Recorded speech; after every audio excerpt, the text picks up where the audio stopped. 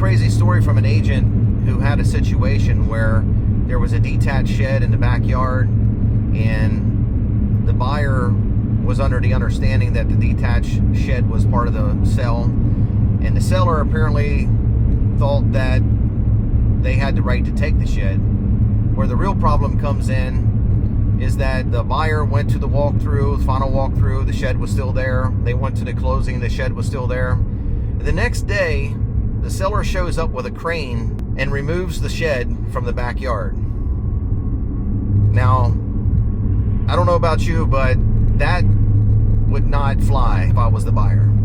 And it shouldn't. For one thing, the property's not even the seller's anymore. But I would really be mad if my agent didn't put that in writing. You know, we always say make sure everything's in writing. So if you're working with an agent who didn't put it in writing that the detached shed stays, I mean, there could be an issue there. If the seller would have taken that on the day of closing, then one could say they had the right to take it, possibly, because it wasn't attached. It was just sitting in the backyard, and if it wasn't part of the MLS or part of the listing details, and your agent didn't put it in writing, the seller could have taken it. But the fact that this seller came back after closing the next day with a crane and took it out of the property, I'd say I'd see you in court probably on that one. But anyway, just make sure you get everything in writing. Make sure your agent goes through all the details with you, everything that your expectation is that you're going to get. Make sure before you sign everything that it's in writing. For more buyer and seller tips, follow me.